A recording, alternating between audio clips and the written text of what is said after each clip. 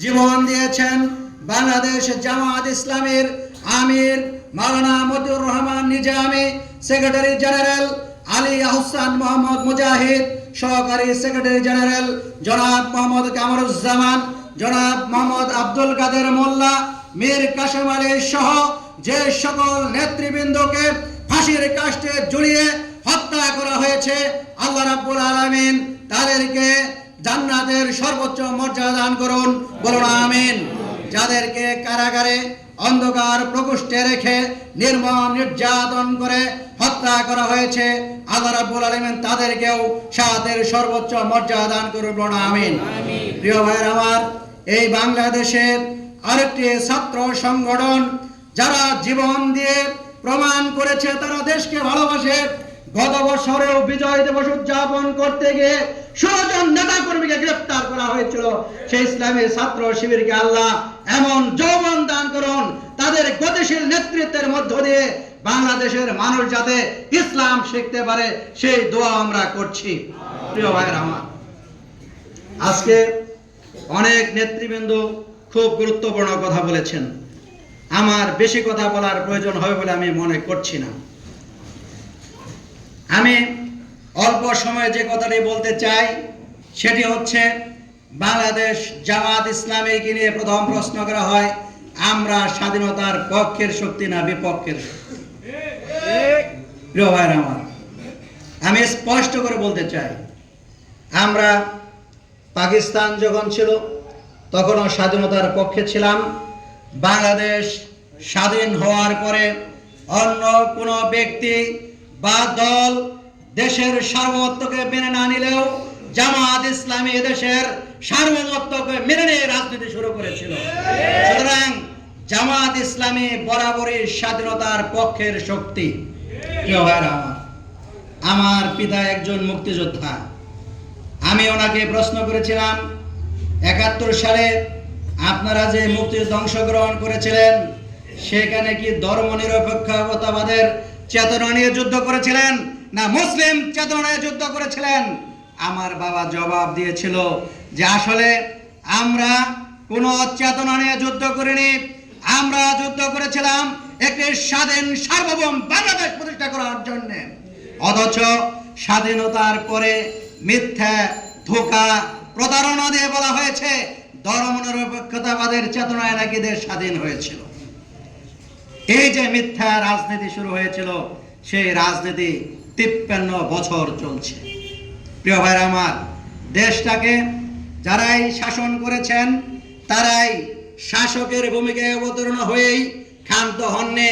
তারা পাকিস্তানের যে বর্বরতার কথা বলছেন, ব্রিটিশদের যে দুঃশাসনের কথা বলছেন, তার চেয়েও জুলুম নির্যাতন তারা করেছেন। আমরা দেখেছি এই জুলাই বিপ্লবে যে ট্যাঙ্কের উপর থেকে লাশ ফেলে দেওয়া হয়েছে, জীবন্ত লাশ ফেলে দিয়ে হত্যা করা হয়েছে।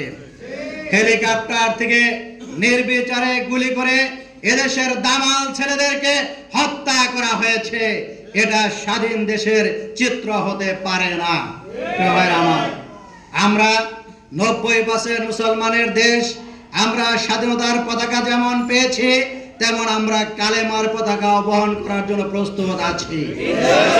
আমার আমরা বুঝতে পেরেছি, আমরা 47 সালে স্বাধীনতা অর্জন করেছিলাম, মনে করেছিলাম অধিকার পাবো, অধিকার ফিরে পাইনি।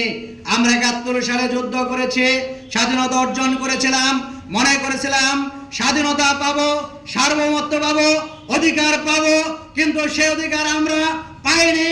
2024 সালে আমরা যে বিপ্লব সাধন করেছি, আমরা মনে করেছি আমরা স্বাধীনতা পেয়েছি, আমরা মনে করেছি আমরা সফলতা পেয়েছি, আমরা মনে করেছি আমরা অধিকার আমরা অর্জন করেছি, কিন্তু এখনো আমরা বক্তব্যে শুনেছি এখনো চাঁদাবাজি হয়, এখনো জুলুম হয়, এখনো নির্যাতন হয়, এখনো নির্বিচারে মানুষের সাথে অত্যাচার করা হয়। তাহলে আমরা বারবার স্বাধীন হয়েছি, কিন্তু স্বাধীনতার স্বাদ আমরা পাই নাই, স্বাধীনতাকে আমরা অর্থবহ করতে পারি নাই।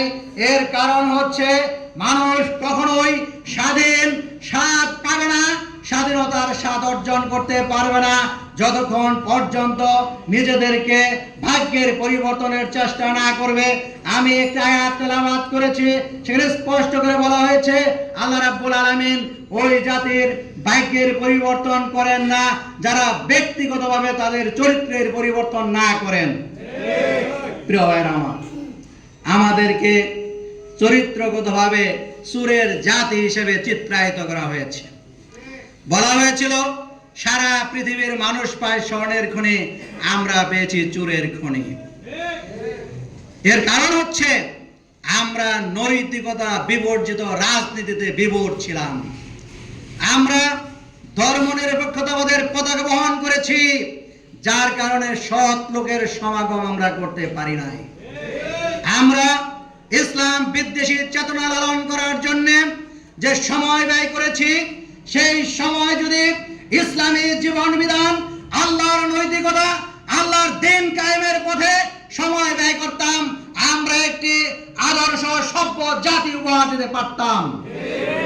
আমার এই জন্য বাংলাদেশ জামাত ইসলামীর কর্মসূচি হচ্ছে সৎ এবং যোগ্য নেতৃত্ব সাপ্লাই করা। বাংলাদেশ জামাত ইসলামী চায় একদল সৎ এবং যোগ্য দক্ষ লোক তৈরি করে শাসন ব্যবস্থায় অধিষ্ঠিত করতে, যারা তাদের অধিকার সম্পর্কে সচেতন হবে, যারা আল্লাহর সার্বভৌমত্ব সম্পর্কে সচেতন হবে, যারা দেশের স্বাধীনতা সার্বভৌমত্ব সম্পর্কে সচেতন হবে, দেশের নাগরিকের অধিকার সম্পর্কে সচেতন হবে, মানুষের হক প্রতিষ্ঠা করার চেষ্টা করবে, সেই লোক তৈরি করার কাজ বাংলাদেশ জামাত ইসলামী করছে। এই জন্য